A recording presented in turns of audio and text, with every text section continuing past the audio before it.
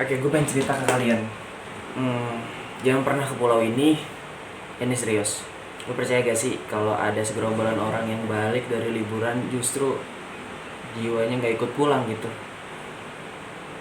Bukan kerasukan, mereka hidup tapi kayak gak hidup gitu. Ada yang aneh di pulau ini, tapi temen-temen gue gak ngerasa sama sekali. Gue nggak tahu kenapa dari semua yang ke pulau itu cuma gue yang masih bisa cerita di sini dan yang lain mereka kayak gak hidup, kosong gitu aja. Kenalin, nama gue Aksa. Cerita ini dimulai waktu gue ikut trip dadakan ke Pulau Sangiang di Banten bersama ketiga temen SMK gue. Jadi selesai PKL kita ngerencanain liburan bareng Reno, Galih, dan Tiara. Pulau ini katanya nggak berpenghuni, tapi jujur dari awal gue udah ngerasa nggak enak. Dari kita ngeplan segala halnya yang mau kita lakuin di sana. Bahkan sebelum gue berangkat, nenek gue nyelipin suatu benda ke jaket gue, kayak kantong kecil berisi daun kering dan juga batu kerikil gitu. Gue nggak tahu ini apa dan gue nggak percaya mitos. Dia cuma ngomong buat jagaan. Tapi pas nyampe sana baru setengah jam gue udah ngerasa aneh. Tepatnya terlalu hening.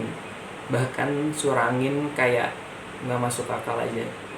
Banyak suara aneh dan juga gue gak bisa deskripsiin. Galih bilang dia nyium bau amis, tapi Tiara dan Reno bilang gak ada apa-apa, gak nyium sedikit pun karena emang kita gak nyium apa-apa gitu. Dan Reno makin aneh di situ, dia mulai nyari batu di pinggir sungai, terus ngelamun sendirian. Gue ngeliat dia nemuin batu pipih, bentuknya kayak ukiran gitu, terus dia simpen di kantongnya, layaknya nemu koin gitu aja. Gue iseng nanya dong, lu gak ngerasa ini tempat kayak nyimpen sesuatu? Gak, janggal aja. Dia malah jawab kayak, ya makanya gue ambil, lumayan buat koleksi, kenang-kenangan katanya. Malamnya waktu kita lapar dan kita mau bikin mie instan, Tiara tiba-tiba diem gitu aja, ngelamun dan tatapannya kosong. Lalu bilang pelan-pelan kayak, lu denger gak? Kayak ada yang manggil nama kita. Nah, Reno sama Gali gak jawab apa-apa dan karena emang kita gak dengar sesuatu gitu. Tapi gue sempat dengar suara lirih kecil pelan dari arah laut yang suaranya kayak perempuan bilang kayak bukan milikmu.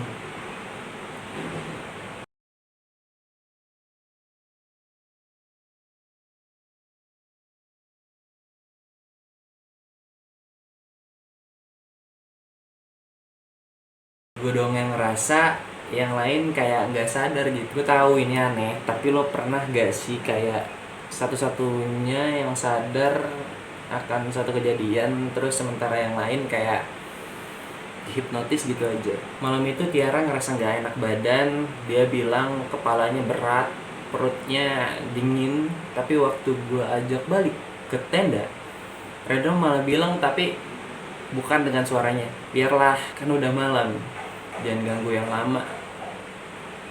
Di situ gue bingung dong, langsung gue tanya yang lama apa, yang lama siapa? Tapi dia diem gitu aja, lalu ngakak terus bercanda, ketawa-ketawa nggak jelas. Terus sekitar jam 2 pagi gue kebangun karena mimpi buruk. Di dalam tenda gue mimpi gue ngeliat pasir laut yang berubah bentuk kayak suatu wajah gitu. Gue nggak tahu wajahnya tuh berantakan banget, so gue nggak bisa deskripsiin. Tapi akhirnya gue kebangun dan gue keluar tenda.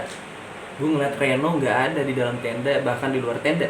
Gue cari kemana-mana, gue lihat ada jejak telapak kaki yang ngarahin gue ke sungai. Terus gue nemuin Reno, gue cari, gue nemuin dia lagi duduk di pasir, tapi bukan diem, kayak ngobrol gitu, ngobrol sama seseorang, tapi di situ nggak ada siapa-siapa gitu. Gue lihat dengan mata kepala gue kayak Reno tuh sendirian di situ, terus ngobrol sama orang lain, layaknya ada orang di sebelahnya. Besoknya semua pada diem, bahkan Tiara nggak bisa ngomong, Galis cuman bengong. Terus gue panik dan minta pulang. Nelayan yang udah kita janjiin buat jemput kita nggak ada sinyalnya sama sekali, nggak ada sinyal keberadaannya di tepi sungai. Gue coba bangunin Reno di situ, tapi dia kayak nge-freeze gitu aja diem kayak orang linglung aja gitu, bahkan nggak ngerespon apapun. Dan pas gue buka kantong jaket gue, batu nenek yang diselipin di jaket gue tuh, gue ngerasa panas nyentuh ke dada gue kaget karena panas gitu aja tiba-tiba.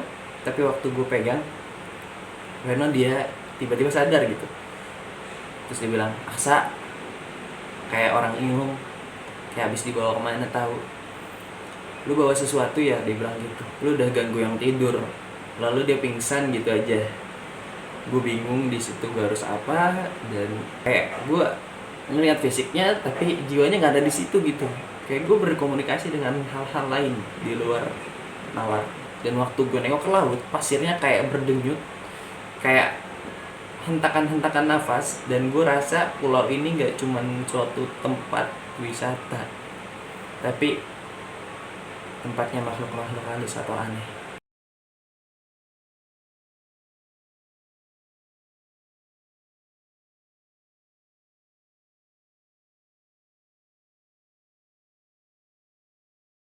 Mereka pulang tapi nggak balik. Waktu kita pulang akhirnya nelayan jemput, terus masing-masing balik ke rumah. Gue nganterin teman-teman gue satu persatu. Gue kira semuanya selesai, tapi 1 minggu, 2 minggu, 3 minggu orang tuanya pada nanyain apa yang terjadi di tempat liburan kemarin, karena mereka semua terasa aneh di rumah. Tiara masih nggak bisa ngomong, Galih kadang duduk diem, tangan gemeteran sendiri. Tapi Reno yang paling parah, duduk di kursi roda dengan tatapan kosong tapi senyum yang kosong dan nggak pernah hilang. Gue coba cerita ke orang dewasa, ke teman-teman gue, ke kakak gue, tapi mereka cuma bilang ini trauma baru pertama kali ke pulau atau sebagainya. Mereka sebutnya PTSD.